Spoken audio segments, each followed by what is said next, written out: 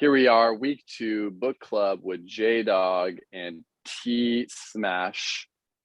2 dudes playing with philosophy and books. What's up, man?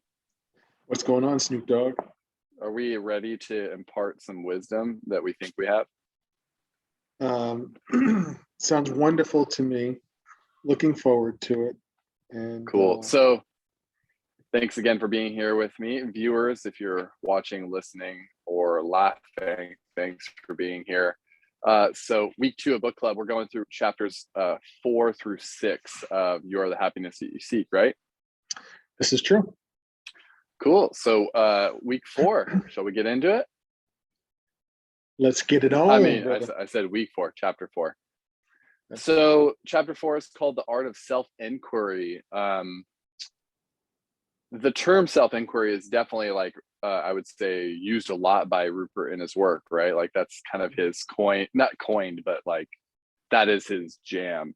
So just, based on your experience of his work, having been involved with it a little bit longer than me, how would you describe self-inquiry? The investigation of who or what you are. Maybe 8 words or less. Does he use the word investigation? I've heard him use it from time to time, but I don't even know if that's his primary word, but that's a word that resonates for me. It's an exploration, an investigation, like a private investigator of one's essence, one's perceived various parts and pieces, mind, body, whatever, what have you. I like the usage of investigation. Yeah, I mean, that's what it is. It's all a discovery. It's all an adventure into yourself, and call it an investigation, whatever. A studying of thyself. Yeah. All works for me. I really like the cone that he offers at the beginning. I'm going to share that real quick. Okay. At the beginning of this chapter, the quote shared by him, who is by Ikkyu, Ikkyu. No idea who that is. Never heard of that person before. But the quote goes, so of all the cones, Koans. Koans? Yeah, koans. Is that really how it's pronounced? Yes. It's a koan. Yes. It's a Zen term. It's a cone. I love it, brother.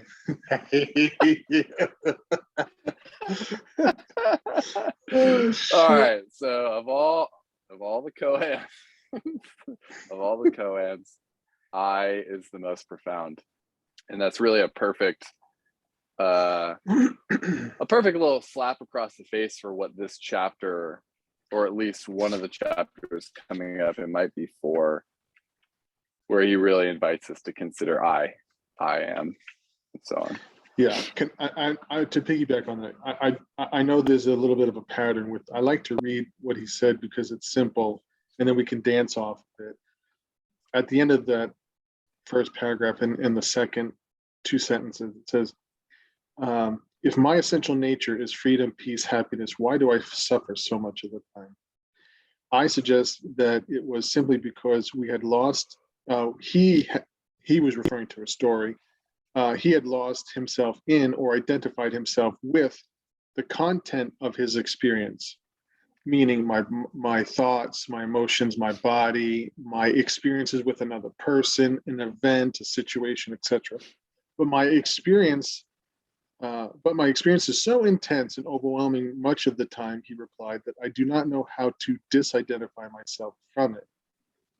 And to me, self-inquiry is about finding that out, finding how we attach to our stories, the content of our experiences, and to inquire about that, and ultimately to, quote, come back to our essential nature.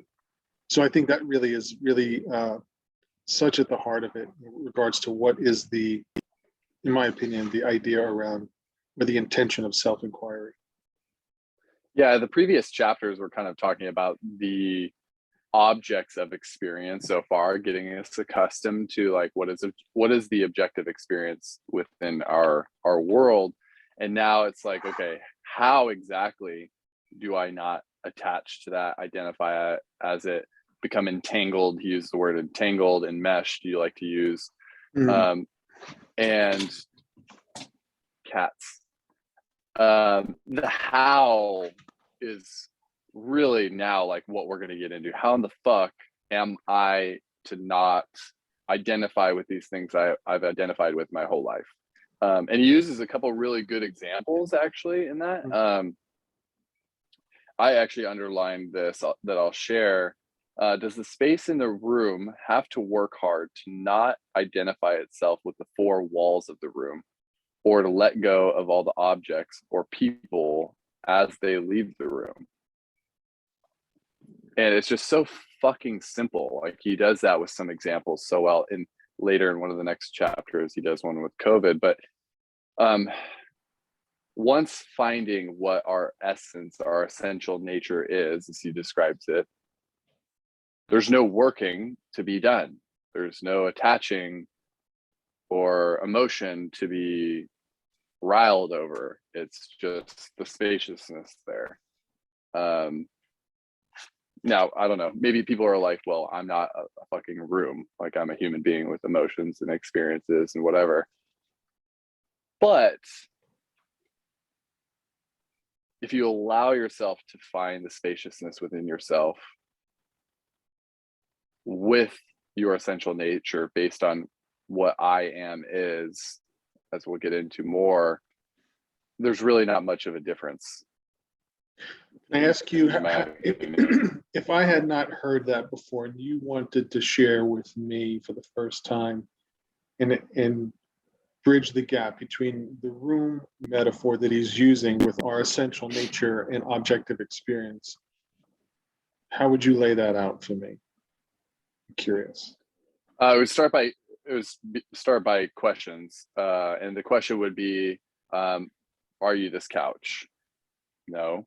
Okay, are you the tickle on your calf? No, I'm not that tickle. I experienced that tickle. Yeah. Okay, what is that thought in your mind? Are you that thought? No. Okay. Essentially inviting somebody to consider deeper and deeper based on what they're experiencing right now, and allowing them to see that they are not those things. They're not those objects of experience, to then come to, guess what, at the end, I am the presence of awareness. And what is that? That is openness, that is spaciousness, that is lovingness, that is those things, that is not the walls. Yeah. How's that sound? Did I win, cool. Coach? Did I win? I'll give you a B plus. Would you no, my delivery was spot on. You can fuck off. Would you change anything there? Anything different? Better? Keyword better. Yeah, thanks for trying to grease my egos. I've sat with this metaphor, so I have my version of it, and my version is simply is the space of a room is likened to our essential nature and the things that fill up a room, whether it's a breeze and a wind, whether it's people, furniture, those are objects within that space. And so he's inviting us to say that metaphor for human beings is like your essential nature is spaciousness and unconditional love, let's say. And when things come in and out of your life, that's not who you are, but it's an experiencing, it's a knowing, if you will. And so is then therefore the room at any way disturbed fundamentally based upon what occurs within it? And he's really saying no. And if we can somehow capture that lightning bolt and the lightning in a bottle and realize that, then it helps us unattach, so to speak, that our identity is not the content of a room, it is the room itself. So yeah, and I appreciate what you said before, is that's one of the things that's really gravitated to me, whether it's him verbally or written. It's just a very practical, Super. yeah, super practical, not woo-woo, very complicated language, but it feels like it's almost like John's 12 words or less. It feels like it's succinct, powerful, and you can unpack those 12 words and what he's saying in many different directions. But it just feels very integrated and coherent, heart and mind, in what he shares. It's precisely what the quote I shared at the beginning, right? Of all Right. the cones, I is the most profound. Like that, it is so simple. And you know, as like, let's say you're a really fucking jazzed up seeker, right? Like, and I have been that in the past. When you first invited me to check out Rupert's work, it was probably like 3 years ago, maybe. It wasn't sexy enough for me. Mm. I think that was really what was going on. Like it's very repetitive and it's very simple, and he gives very practical tools to come to a very simple realization that all of our, I'll say in the past, my mind has said, no, it can't be that easy, can't be that simple, and I'm sure I'm not alone in that. Like, and that's the too. whole, yeah, and that's the whole what he refers to in one of the next chapters that we'll get to, the long path versus the short, or whatever he calls them, the different path, direct path and indirect, sorry. Yeah, The indirect path versus the direct path. We'll explain that more. But maybe we should get past the first page of chapter 4, otherwise we're never going to leave here. Yes, And sir. is there anything further on chapter at the beginning, you know, the first No, that was couple I of, just thought that was it there. okay, so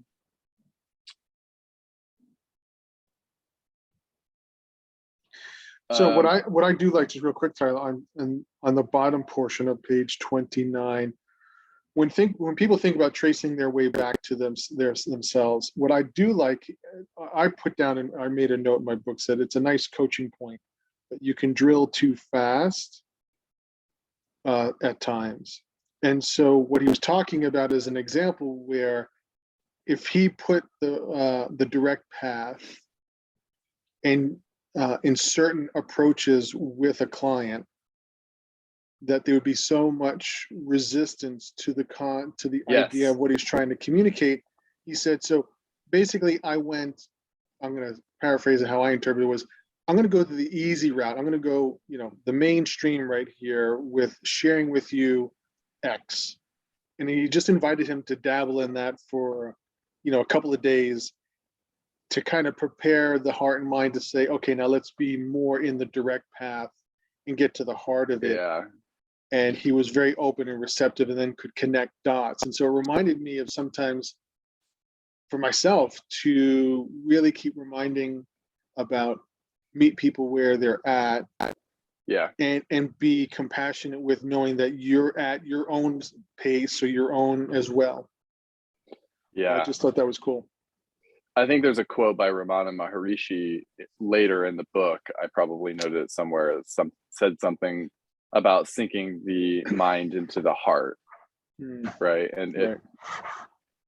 it especially now, like, not to name any names, my girlfriend Ashley Nicole Bachman, can be very in her mind. And if I were to say like anything like, hey, just sink into your I amness, she'd be like, what the fuck are you talking about? Like, no. We got to give her mind something a little bit more to focus on, to sink into first, to understand more, than just, that essential nature. That this is a good page. And I have something to say about it, but words. I guess, the main thing about this page, tracing our way back to ourself on page 29, is that it really doesn't come through effort. It's not more that you need to do. So it's not even really a tracing, like he uses the word tracing, like, there's like a thing that you have to do. That's not actually the case. It's a recognition. It's a simple letting go of, and in letting go, there is not an effort. It's a ceasing of effort. So I think that's really important. I have this conversation with people all the time who are really driven, like they need to do something more to make money or make progress or whatever. And ease up a little bit is my suggestion to that. And that I'm, sharing that with myself too. I'm just going to quickly say this because I think it's important for those who are tracking along with us, at least I would suspect, maybe it might be. He's talking to this guy and he's saying, if I know who I am, he says at the top, but if all that old suffering, what about if all this suffering comes back? And Rupert says, it probably will. Yeah. Through force of habit, the conditioned mind, the conditioned experience for 10, 20, 40, 50 years, a glimpse of your true nature does not erase years of conditioning. In almost all cases, the old conditioning will return. But whenever it does, all that is necessary is to trace your way back to your essential being as you just have, basically, and rest there as that.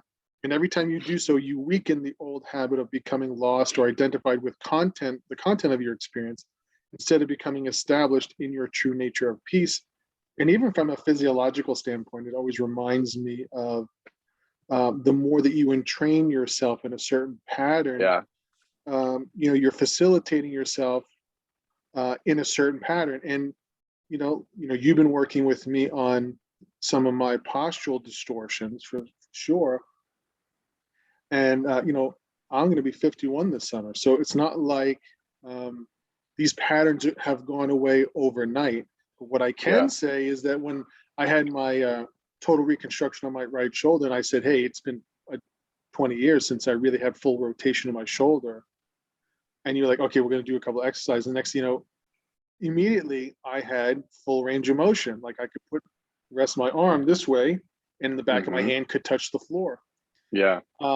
However, the next day I didn't have that range of motion. So I had to practice it again and again. But I had a way to retrace my range of motion back to what you introduced me to. So that's really for me, a real practical way to digest what I think he's sharing. Yeah. And I this law of facilitation that I learned at HLC1 has stuck with me ever since that. I mean, what you're saying is it's habit. Like, how are you creating this new habit?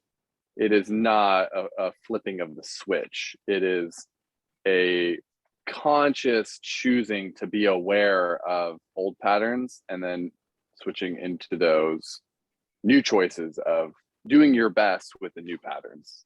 And that's not going to be perfect.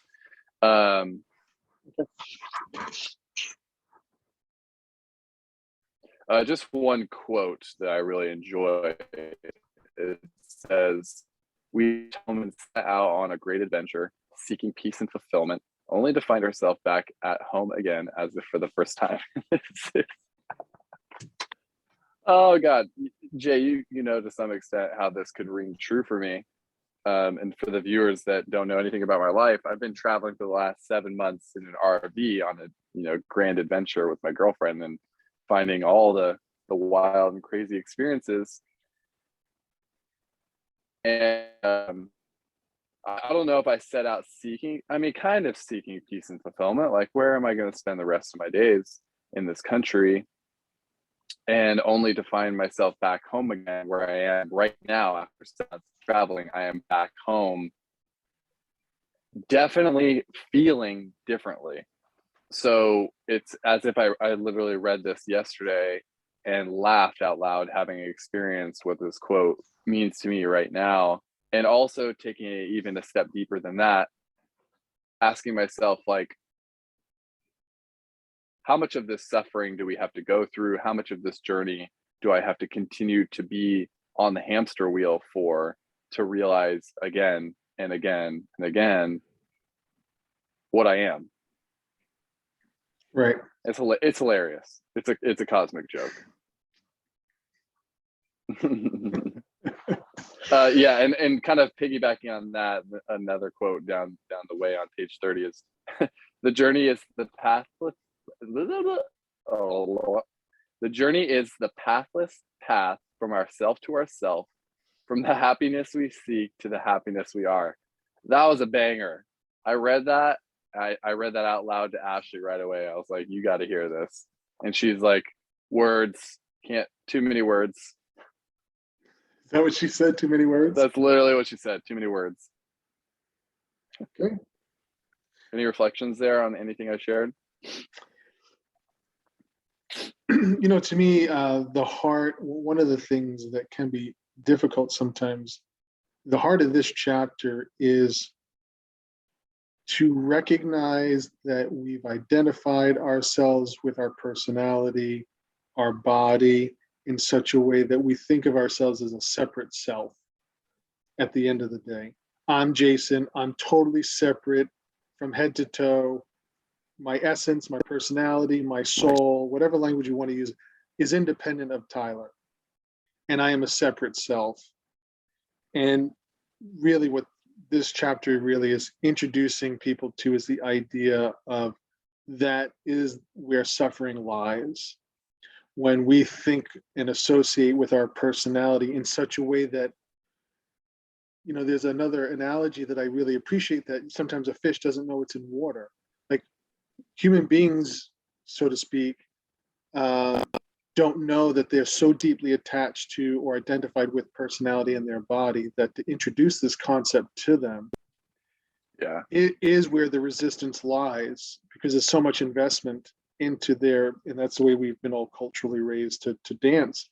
And I just think that this chapter is rooted in the idea that this concept of a separate self, which is synonymous with our ego in other language, in psychological terms, is an illusion. It doesn't really exist. It's an image that we have, a belief system that we have about ourselves. And that to me is a little bit of a potential mind fuck for folks to dance with if they're introduced to that. Because again, we're so identified with our personality, our beliefs, our image of ourselves, that to say that we aren't, then that leads, to me, it reminds me like plant medicine, when we've done ayahuasca, and next thing you're really being challenged, like, who the hell am I? And, I don't feel like I can hold on to anything. Can be overwhelming. Yeah. You know what? That's crazy you brought that up, because at some point, actually, I have the quote right here. It's fucking crazy and synchronistic. Essentially, the quote or message is, who is the I on behalf that the suffering is arising? Or the experiencing is experiencing. And when I came across this, I thought about ayahuasca, because generally speaking, my friends, I have a hard time with ayahuasca or psychedelics. But I thought when I came across this line, like, how could that be applied in medicine or during a challenging experience? And it doesn't have to be during medicine, it could be during life, but like, shit's happening, this is hard. Who is this I that is experiencing this difficulty?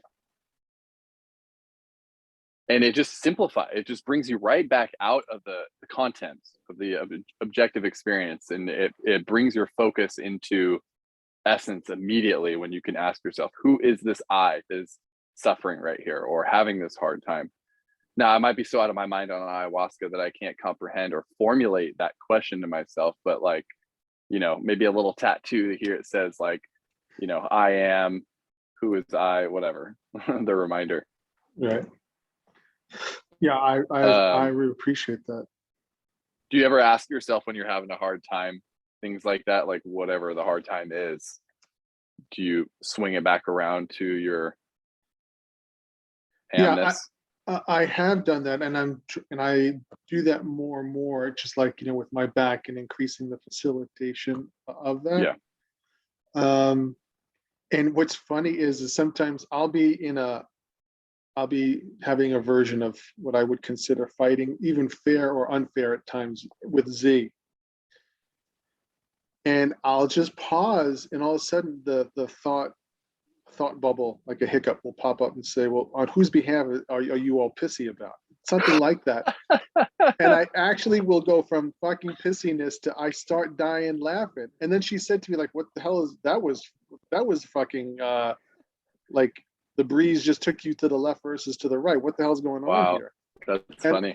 And I was like, well, I just had this thought, and I was like, it like was a punch between my eyes, it's like, Yeah, geez. And I just start giggling. I'm like, okay, I can see it. And then I like immediately de-escalated myself. I said, I aged, yeah, regressed to about 7 years old. And basically, anytime we age, regress, or want to label something as an inner child, to me, that would be synonymous with our separate self, our ego, or one could be one aspect of it. So, so yeah, I appreciate that. yeah, likewise. And it just, in regards to our growth and that we think is happening for us, it could be funny, like in noticing those recovery times, like what you just described as like you just kind of snapped out of it. I've had a couple of those lately where I was like, really pissy and upset and feeling like I was going down like a difficult path. And then I was like, no, like, and what it wasn't the I am way, but it was just a quick recovery. Anyways, what I'm getting to is like when you start to realize that your recovery from heavy sensations becomes quicker and easier, and it's not always going to be this way, but when you notice that, it's like, oh yeah, this is cool. I kind of like how quick this little turnaround is. And Right. it's reaffirming for me. I had one of those yesterday, actually. I was like, okay, I got through that pretty quickly. Little note, but big message. He refers to fulfillment in a way happening not for a particular reason. And the actual line is, we feel fulfilled, but for no particular reason. Meaning that the message behind what you're doing here, by recognizing your essence and doing this work, this workless work, is to reiterate that, like, you don't need to do more. You don't need to strive for more. You don't need to create more for fulfillment. Fulfillment, and this is a really hard thing for, I'd say, our society, our culture to grasp, that letting go of that is actually what's going to bring you the fulfillment. It's not the rat race. So I thought that line was important to reiterate. The last page of the 6th chapter, I love, there's a quote, I'll say it later, but the word he used that I like a lot, that helps me because I'm historically a hardcore seeker, is recognize. All we need to do is recognize our true nature, not necessarily all that seeking and striving, overcoming and all that shit in order to come to that conclusion. For whatever reason, that facilitates me in a way that I can sink my mind into the heart. Yeah, I think a lot of these little quotes and little analogies do that really well. The simplicity of that, I think Rupert does really great for getting us out of the mind real quick into the heart. Yeah. Can I just add one more thing before we get off of this one section? You may not. Thanks for the permission. The last paragraph of page 31, I historically have gotten hung up on this. Basically, all of our thinking, feeling, sensing, emoting, and acting all continue in our in all of those functions, but they're done so basically on behalf of our true nature versus a separate self. And I think that distinction is really important. So what he says is all of our physical and mental faculties remain intact, meaning once we come to this awareness of who and what we are, all of our thinking still remains. They are just simply relieved of the tyranny of the separate self, our ego. and as a result are now free to be used in service of the qualities that are inherent in us, namely peace, love, joy, and freedom. So sometimes it's Yeah. not like, it's not like, oh, I have this awareness and I'm just going to sit on my Zen cushion for the next 40 years of my life. Really, Yes. the idea is to fully engage with life. And I would say, until you have this awareness, you're stuck in conditioning as a default. And there's no way you can engage life fully because you're going through the maze in a very narrowed perspective. Yeah. So anyway, I just thought that was really cool. Yeah, and that paragraph's a great segue into chapter 5 about meditation as well, because right, he's very much about living life still. I also thought for the viewer, since we're all seekers here, that the last page of chapter 4 was good, just in regards to teachers and teachings, because I think we all have, I don't know, been influenced by somebody who might have great messages, but might not be who they portray. And there's a lot of content out there these days to be snagged by. So the question that he poses is, how can one evaluate the authenticity of a teaching? Something I've struggled with recently is, I really used to like Osho's work, and I still do like a lot of like the content of his teachings. His meditations are great. But then when you watch Wild Wild Country and learn about a little bit some of the things that were going on in his organization and like things he was influenced by and whatnot, it caused me to wonder, is the teaching still as valuable if you find out that the teacher is not who they say they are, or they are less than credible in some way behind closed doors? So, and I know you send me Osho shit all the time. So what do you think about that? I'm saying you Osho shit all the time. Two, I saw the all the time, every day. Bullshit. Osho this, Osho that. Okay, and I saw the documentary that you referenced. I think I agree with you. I mean, there seems to be a disconnect, and some people, I guess, in my judgment of it, some people rationalize the guru complex away with certain behaviors and certain things that they do or don't do. So yeah, I would agree. To me, you would hope that whatever someone's sharing, they live. And wherever there's not that congruency, it's just, take a note of it. It's kind of like, a heart surgeon trying to tell you how to have a healthy heart when he's smoking a pack of Camels, the stereotypical historical lens, Yeah, doctors don't do that. So, and there's several things that I would attribute that I've appreciated a lot from Paulie Check, which is, you live what you teach, live what you practice as a fundamental, and don't ask someone to do anything that you're not willing or haven't mastered to some degree yourself. And I think there's something to be said about that. Yeah, and Rupert's pretty clear about that in what he says. A true teaching cannot be evaluated by its form or content alone, but by the source from which it originates. So it does matter where it comes from and who it comes through and for what intention it is shared. That is a big one. Yeah.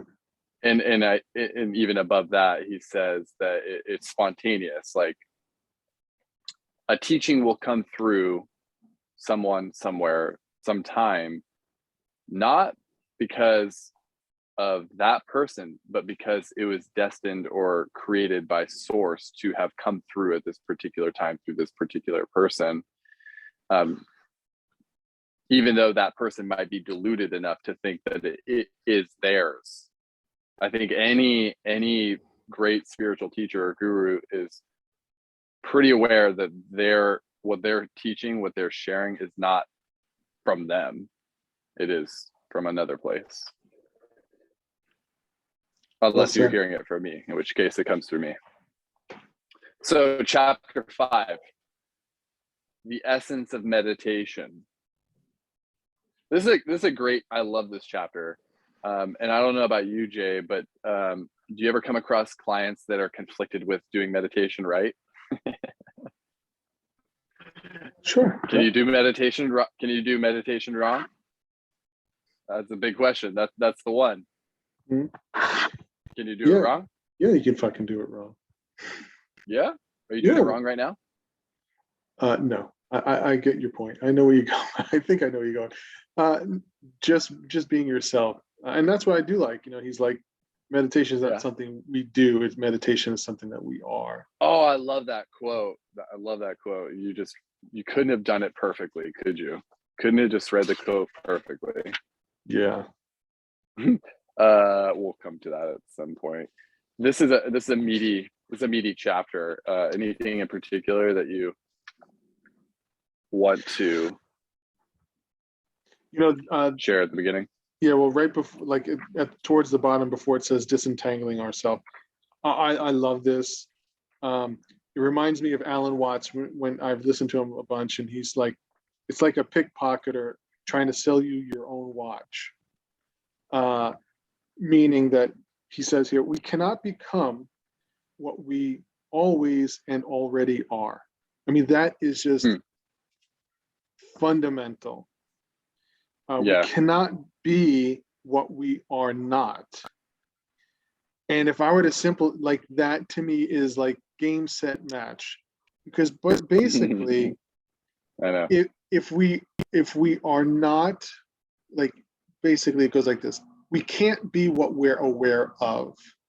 And if we're aware of thoughts, sensations in the body, if we're aware of the body, if we're aware of the world and all of the events that occur, so then we're not those things. And so we're not our personality. We're not images and beliefs, right? So to me, it's like we cannot be what we are, but yet we've mistaken ourselves for that. And then the inverse, right? So he's like, we just simply cannot be what we already are. I mean, it's like, I guess up until the last couple of years, it's like when I probably would not have connected those dots, but now I look at it, I'm like, God damn, that's so simple. It's not difficult. What the fuck am I doing seeking all of this madness for to understand who and what I am? So anyway. You come across quotes like that in this book and you're like, does the book go on? Yes, exactly. You're like, does it need to? But obviously it does. Yeah, I mean, he says we can only cease imagining and feeling that we are something other than the presence of awareness. Once we have disentangled ourselves from the content of our experience, our true nature simply shines by itself, just as the blue sky is revealed when the clouds disperse. Yep. Yeah, those simple analogies of the sky, and we'll get to the movie on the screen and so on, are really great, really simple. So I want to read this passage about COVID for obvious reasons. I wrote down, I don't know if you could see it. Boom. Yes. I was like, boom, like a slap in the face. Like, somebody needs to hear this right here. Okay, so if someone believes they have COVID-19, they may take a test. If the test comes back negative, their ignorance of their state of health is simply removed. Keyword there, ignorance. The removal of ignorance cannot be said to be the cause of their good health. It simply allows what is already the case to be fully acknowledged. Likewise, the recognition of our true nature is not the cause of happiness. It is simply the removal of the ignorance of our true nature. It is the uncovering of our being, whose nature is happiness itself. Such a good example. Oh, just jizz all over the place.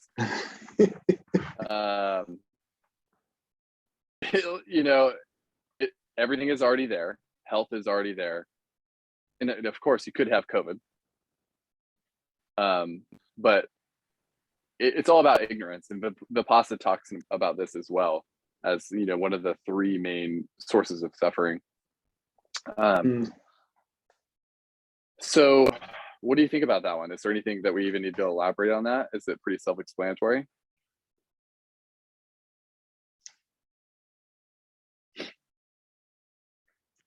I think that's why, in my experience, I'm reminded of, I don't remember who did the statue, but it's the sculptor who chips away, who already has, Michelangelo? maybe it's Michelangelo. Or it could And be Da Vinci, Leonardo might have done the sculpting. might have been him doing the sculpture of something. Anyway, he has a vision in his mind as to what lies internal to this piece of stone, granite, whatever the fuck it was. And he's just chiseling away the parts and removing, so that which is what his vision was, or what he saw in the stone, comes to fruition. And it reminds me of the same as we just lose sight of that, what's hidden behind the curtain, so to speak. And all we have to do is just pull the curtain back to say, oh, that's it. And even that's too much work, right? Like even the chipping away of the stone, even the moving of the curtain, even that's too much work. It might be too much work. And I think that gets into, eventually we'll probably talk about the direct and indirect path. Yeah. In that for some people, tomato, how they get there is important, probably. Yeah, so that's actually the next section that we'll jump into. I'll just do my best to kind of differentiate what the direct and indirect paths are. And correct me if I'm wrong here. So the direct, I'll speak about the indirect path first. So the indirect path just means essentially teaching the mind to focus on something outside of, something within the objective experience, I guess. Whether that be the breath, whether that be a candle, whether that be a mantra, a guru or teacher or whatever, like your focus and mind is bending and stretching to maintain its awareness on that thing. Okay, that whatever that is. And the reason why he calls it the indirect path is because, again, it is in that layer of the objective experience. It is outside of what he refers to as essence. Whereas the direct path of coming back to ourselves is skipping that and focusing on what that self is. What is that self that we're coming back to? But why, Jay, and I'll ask you this, why does one need to do the indirect path versus the direct path in some instances? I would reflect on the example that you gave before. I talked to you about this cat daddy about 3 or 4 years ago, and you were like, it's not pretty enough. Well, I don't remember the exact adjective you used. It wasn't sexy enough or something like that. So as a result, you read other things, did different practices, etc. To me, that's an example, a loose example of indirectly. And then a couple of years later, you're like, oh my God, it's almost like you needed to do those things so that you were primed, the pump is primed for you to do the direct path in a way that there is minimal to no resistance to engaging the direct path. And I have my version of that too. So for me, the indirect path is just, okay, here's some spiritual activities. If you want to do them to bust your balls and really work hard with that has no end in sight, you then come to realize that this is a bottomless pit practice. And I don't feel like I'm having an opportunity to ultimately get out of my suffering, my misery. And then you say, okay, the spiritual games, so to speak, the koans, these puzzles that spiritual teachers give people help bring people come to the end that says there's really all these paths that I'm trying are indirect. I need to abandon them, and I'm just going to plunge into the direct path, so to speak, or the pathless path. Yeah. I think at some point Rupert says like something along the lines of like, go down that path, realize it's not you. Go down that path, realize it's not you, and go down that path. It's like it's an investigation into what you are not, to then come back to what you are. Yeah. And that reminds me of what John says about consequence. Like, you have to present, at least I believe this is what I heard, you have to present what he said in the context is like, when you're coaching our clients, they have to be aware of the consequence. They have to be aware of this path that might lead to something that is less than desirable. So there's consequence involved, and that is just like that wall that causes us to change our awareness in some way. And if you have a smooth path in life, in experience, whatever, like, there's not going to be any change, right? There's not going to be any desire for changing or shifting perspective. Point taken. Yeah. So one line that he refers to as taking the direct path, Jesus, our boy Jesus, referred to it as entering into thy closet, closing thy door, and praying to thy Father who is in secret. And Rupert says that is returning one's attention to one's being and resting there quietly, all alone.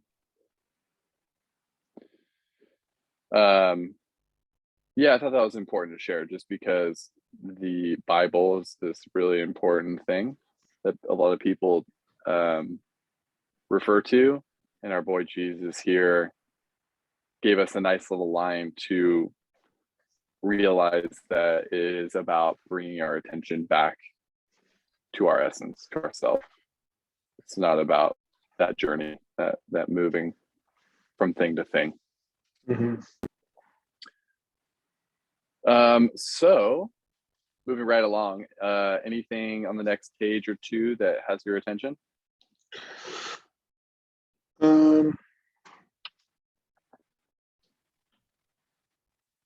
No. Cool. Okay. I think it's somewhat important. Like, it didn't really like mean a lot to me, but Rupert himself, guys, listeners, he went through the whole thing. He went through the indirect path. It's a profound spiritual teacher, right? Like, you've had your indirect path practice, so have I. And don't allow yourself to become discouraged that you are either on that indirect path or very attached to that indirect path. He says somewhere in here, he refers to a story about, one of his students being like, but I have all these things that I feel like I need to keep pushing along and doing these things to actually get there. And he says that right there is ego or whatever attaching to the fact that you think you need to do more and do all of that, because it's not about that. You already have it. Yeah, he was a 20-year mantra meditator himself. Yeah, 20 fucking years, dude. Yeah. And then he finds Francis. What's his teacher's name? Francis Lucille. Francis Lucille, yeah. Yeah. Yeah, because at the bottom of 37, he says, because Rupert thought at one point that, man, I've wasted so many years in all of these spiritual practices, and he was like, hey, they were exactly what you needed by way of preparation, he said, and he had enabled me to understand the truth that I had heard from him in our first meeting. After a long silence, he said, how beautiful, the mother handing her son back to God. And I just thought that was, yeah. I really loved that last line. That was really beautiful. But with context to that, because you kind of skipped that part, is Francis is saying to Rupert that so Rupert explained to Francis that Rupert's mother introduced him to the non-dual tradition, and that's where he first had his eyes open to it. So Francis says, "Oh, how beautiful that your mother is handing you back to God." In response, you fucking slap dick, not giving that context. It's okay. You're on the. I got you. I Yeah, cradle those balls right here. Yes. All right. At the end of the day, I mean, this at line the at the essence. bottom of 38. Go ahead. No, you go ahead. I was just going to say, at the end of the day, what he's inviting people to consider is that basically meditation, his version of introducing meditation, is a form of relaxing the mental activity or the mind activity. And when he says sinking the mind back into awareness, what he's inviting us to do is to really let go of objective experience and come in, settle into and anchor yourself into your knowing of what you are. And that is meditation. And I think that was, which speaks to why, the mantra meditation and even Vipassana gets you focused on objective experiences rather than I've done the 10-day Vipassana and the 3-day Vipassana. I don't really recall them talking about coming back to self. They just talk about it's all about objective experience. Yeah. And at the bottom of 38, I love this part, and this is really important for you all to hear. He doesn't care at all about what meditation you're doing, and he doesn't say stop. Right. Do not worry about what sort of meditation practice you are doing. Sooner or later, all rivers lose their dynamicism and return to the ocean. You're going that way. Everybody's going that way, right? Like, so if you're attached to your meditation practice, keep fucking doing that shit, because great, you're still on that river, head back to the ocean. And I love that, because guess what? I still want to do some Vipassana stuff sometimes. That's okay. I'm still on my way. Okay, so there's a question here at the top of 39 that I didn't really care too much about, but a quote that followed, he quoted somebody else in response to this question that I love. So the question that somebody asked Rupert that he lists in the book is, why do we lose ourselves so easily and frequently in experience?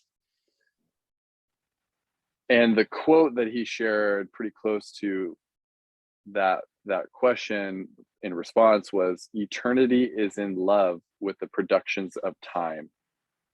And that's by William Blake. Eternity is in love with the productions of time. So to me, what he's referring to as eternity is source, essence, our true nature. That's eternity.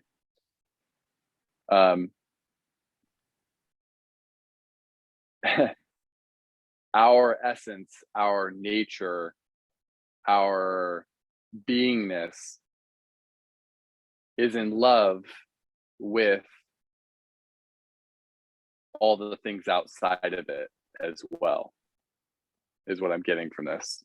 We are also appreciating all that objective experience, and possibly attached to it at times, or not possibly, obviously attached to it at times. I'm not sure if that's making a lot of sense, but time is the content of experience relative to eternity. And everything outside of our nature is the content of experience relative to our essence. So I guess what I'm deducing here is that when it comes down to our source, we can still love what's outside of it. Thank you. Then the question becomes, is there really anything outside of source? Yeah, and no, based on a non-dual approach. Right. It's just that we see it that way. Eternity is seeing time as a production that is not itself. Yeah. Even though it is. Anyways. So there's a lot of questions in this chapter by the audience that he asks. But there's one little part that it refers back to Ramana Maharishi, and the suggestion is rather than even using the word meditation when you're referring to this practice, possibly replace it or refer to it as being knowingly yourself. Have you ever actually tried that?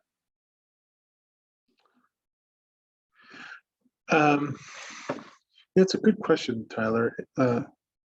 What immediately comes up is a trickiness.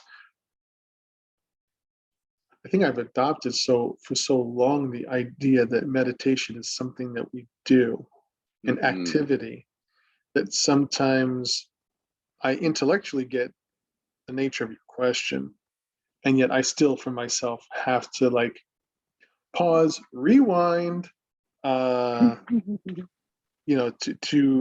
embody the question that you're asking. Yeah. So I feel like I definitely still have some layers of conditioned patterns around what is or isn't meditation. Yeah. That's where that quote that you referred to earlier is, right below this. Meditation is what we are, not what we do. And I'm not sure that that focusing on the line as if it was a mantra, saying to thyself, I am knowingly myself, I am being a big part of that, knowingly thyself.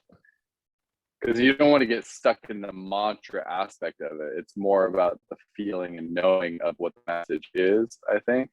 But if you can imprint that upon yourself as a feeling, I am knowingly thyself, that is meditation. And nothing's not meditation is what he's getting to, but it's a way of inviting that consideration that meditation is our being. Yeah, I appreciate that a lot.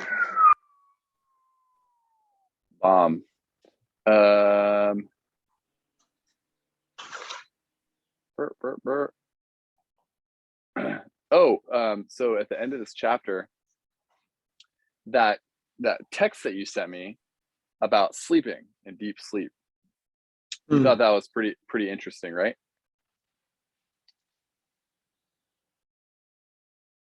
Do you remember that when you texted me that? Should I give some context about the line? Yeah, please. Yeah, so at the end of page 41, at the end of chapter 5, I'll just share the paragraph. Don't make a distinction between everyday life and meditation.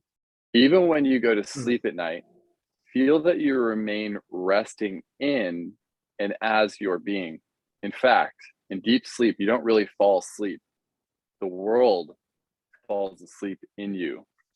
And that, I'm actually straight up confused by that still, which is why I wanted to bring it up. You texted me that consideration, and I was like, we got to talk about this later. So I don't know, man. How does the world fall asleep in us? Well, maybe I'll use a different metaphor that comes to mind, and then we can reverse engineer it. So if we go back to the screen and a movie on the screen. That's chapter 6, right? Where he actually shares that. I don't remember verbatim, but I think it's applicable, because if we just think of the screen as deep sleep, and the activity of the screen is either a dream state or the waking state. Okay. So when you turn the TV off, all that's left is the screen. So when you go to sleep at night, you're just turning, if you will, the conscious mental faculties off, and you like sink, and almost like from a mental activity standpoint, there's a recession. There's like a melting into the bed, a melting into, so to speak, is a metaphor that works for me. And so, in fact, deep sleep, you don't really fall asleep. The world falls asleep in you. So if we think of the world, meaning your perceptions, when you use the mind to perceive through your five senses, the world, Yeah. close your eyes, and that mental activity subsides for the night while you're sleeping, that interaction with the world. That to me is what he's really getting at, is that the world falls asleep in you. Almost, go ahead. Yeah. Yeah. What's really helping me understand it is just like really stepping into the perception lens of like, if this is our experience and we're perceiving our experience, then it's always from within. And of course, the world will fall asleep within us. Right, because the five senses, so to speak, are turned off. Yeah. I'm not sure that really makes sense, but I feel it more that way. Like if you were to even process that now from an experiential standpoint, if you were to close your eyes and begin to subtly fall asleep, or maybe tonight, Yeah, when you close your eyes, then the world just falls asleep. You could actually use it as just like my sight turned off within me as I close my eyes, right? Right. Because everything happens between your ears. That perception of sight through the eyes. So cool. Anything at the end of, there's a couple cool lines. They're just, I don't know. They're just kind of cool lines out of context that I might share, but I'll share this last thing for chapter 5. After that deep sleep portion, he says, meditation is simply what we are, and what we are never leaves us. It is the only thing, parentheses, which is of course not itself a thing, that cannot be separated from us. We take ourselves with us wherever we go. That end part, we take ourselves with us wherever we go, too. Like, I hear that a lot with like, grass is greener on the other side and relationship stuff. Like, doesn't matter if you break up with this bitch, you're taking yourself to the next one, and the same thing is going to be applied there. Like, you're gonna be yourself in that relationship, and the same issues are going to arise. It's not about that bitch, it's about you.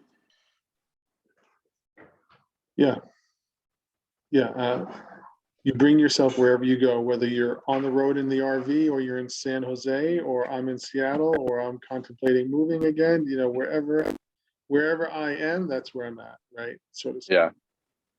Or wherever I'm at, I am. Yes. So our intention was to continue on through chapter 6. Jay, my phone is about to die, so I don't believe I can do so, at least for this book club today. Sounds good. I understand. Cool. So what we're going to do, guys, is we're going to say peace out for the book club. I'm going to slap my phone on a charger here, and we're going to continue on throughout our day. So I hope you guys enjoyed getting these 2 chapters. We're going to continue on with hopefully 3 chapters next week. That sounds good to you, Jay? Maybe I'll have my phone charged. Get your shit together, Tyler. Figuring it out. All right, 2 dudes, 1 spiritual cup. Peace out. Peace.